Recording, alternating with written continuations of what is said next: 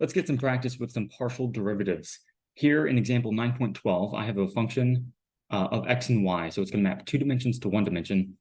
It is x times the cosine of y plus y times e to the x. And I want to find all second order partial derivatives. So let's just list them off real quick. We're going to look for if I differentiate with respect to x, and then if I differentiate with respect to x again, I can differentiate with respect to y twice. I could differentiate with respect to x and then with respect to y, or I can differentiate with respect to y and then with respect to x, right? These are going to be the 4 second order partial derivatives that I can get out of this. All right, let's translate the problem into a different page. And let's start working. So the first partial derivative in the x direction is also going to be a function of x and y, potentially. It's hard to say.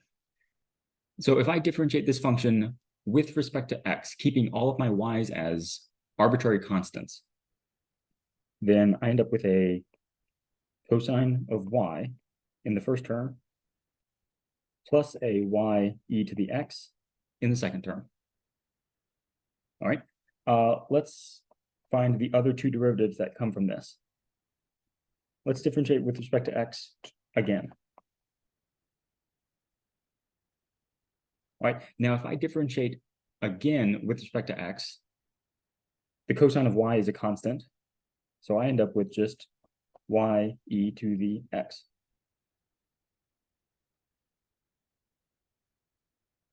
Okay, now let's differentiate with respect to y after we've already differentiated with respect to x.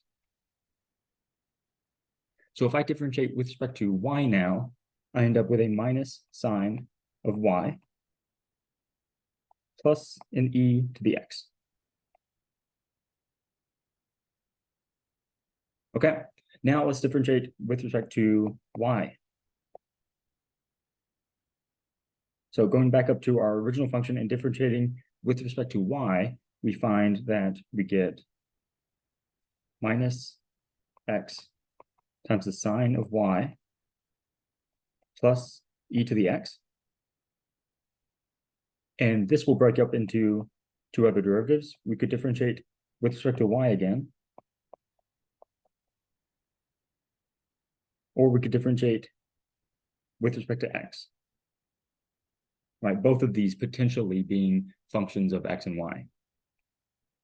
All right, let's work on this one first. I've already differentiated with respect to y once. If I differentiate with respect to y again, I'm going to get x cosine of y. Oops, sorry, minus x cosine of y. And then if I differentiate with respect to y, and then I differentiate with respect to x, I'm going to get minus sine of y plus e to the x. Cool. So these are the 4 partial derivatives: xx, xy, yy, and yx. You'll sometimes hear this one and this one called homogeneous derivatives because we didn't change. You'll sometimes hear this one and this one called heterogeneous or mixed partial derivatives because we mixed the x and the y variables together. And notice that you got the same answer here. Yeah, that's actually a condition for the nicety of our function. If our second derivatives are continuous, then our mixed partial derivatives should be equal.